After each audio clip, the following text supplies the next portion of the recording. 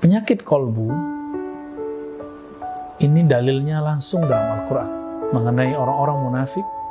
Dalam Al-Quran surah Al-Baqarah dikatakan fi qulubihim maradun, di dalam kolbu mereka terdapat penyakit. Karena pembukaannya adalah di dalam kolbu, di dalam hati, berarti ini bukan penyakit fisik, tapi ini penyakit non fisik, bukan penyakit materi, tapi ini imateri. Apa artinya? Di luar atau di dalam badan ini ada sesuatu sisi lain yang dia juga mengalami sehat dan sakit, senang dan tidak senang. Badan ini senang kalau makan, kalau tidur, kalau dapat duit, kalau menikah dengan pasangan yang dicinta. Maka kolbu juga sama. Kita bisa flu, maka dia juga ada penyakitnya. Penyakit kolbu yang paling berbahaya itu adalah penyakit yang dulu diwariskan oleh iblis Azazil, yang disebut di dalam Al-Quran aba wastakbara, enggan dan istakbara, merasa ingin dihargai, merasa dirinya besar, merasa bahwa dirinya lebih dari orang lain.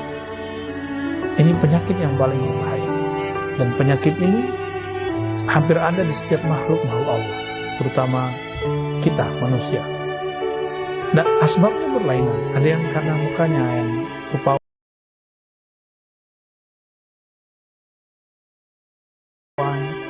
ada yang karena dia hartawan, jutawan, miliarder, apalagi istilahnya. Ada yang karena rumahnya bagus, ada yang karena pasangannya cantik, gagah, ada yang kayak anak-anaknya, ada yang karena kendaraannya, ada yang karena ilmunya, ada yang karena gelar-gelarnya. Gelar ini tidak hanya gelar di kampus, gelar di masyarakat, gelar Kiai Haji bisa jadi, gelar Pak Haji. Bahkan dalam dunia tasawuf ada gelar mursyid dan syekh. Kalau tidak dipanggil syekh oleh seseorang, dia merasa tersinggung. Ini juga termasuk kibar, penyakit. Nah, penyakit kolbu ini karena dia tidak tampak, maka mengobatinya juga tidak mudah, kecuali bagi orang yang menguasai ilmu kolbu. Sebagaimana kalau kita sakit jantung, kita datang ke dokter jantung. Maka jika sakit kibar, datanglah kepada ahli kerohanian, ahli kolbu. Dia akan membersihkan lalu mengobatinya dengan baik. Ini penyakit yang paling bahaya. Ada lagi penyakit yang kedua. Orang kalau sudah sombong, ada penyakit kolbu, yaitu hasad, iri, dengki. Kita boleh iri yang positif. Kita melihat ada teman kita alim, kita pengen alim seperti dia. Kita melihat teman kita mempunyai kendaraan yang bagus, mempunyai rumah, menikah, lalu kita ingin menikah. Kita ingin berkendaraan, lalu kita bekerja rajin. Ini iri yang positif. Yang tidak positif yaitu ketika saya menginginkan kenikmatan itu hilang dari orang lain. Ini yang disebut dengan iri, hasad. Jadi apa yang disebut hasad? Keinginanmu, ambisimu supaya engkau mendapatkan nikmat yang diperoleh oleh saudaramu, bersamaan dengan itu engkau ingin menghilangkan atau engkau senang jika nikmat hilang darimu. Itu hasad. Ada lagi penyakit yang lain, yaitu riya. Riya itu dua saja, suka pujian, kemudian yang kedua benci dicaci.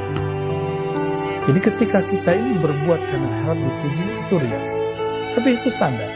Ada yang lebih dahsyat. Ketika seseorang takut dicaci, lalu dia malu untuk maju, malu untuk tampil.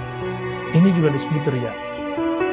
Khaufu, tarkul amal khauf min riya, riyaun. Ya, meninggalkan satu amalan karena takut riya, berarti kamu benar-benar riya. Kamu ingin disebut orang yang ikhlas, lalu kamu tidak beramal di depan orang. Ada lagi penyakit ghaflah, ini yang paling berbahaya juga dan merupakan akar dari semua penyakit yang ada di atas tadi. Ghaflah berarti kelalaian. Lalai dari apa? Lalai dari nama Allah, af'al Allah, sifat Allah, apalagi zatullah. Apabila kolbu sudah lalai, maka dia akan dikuasai oleh tentara-tentara syayatin, ya, tentara-tentara syaitan. Inilah permulaan manusia tergelincir ketika dia merantau melewati alam semesta ini. Nah, masih banyak penyakit-penyakit yang lain. Tapi ini yang paling inti. Dan obatnya cuma satu, yaitu zikrullah, mengenal Allah.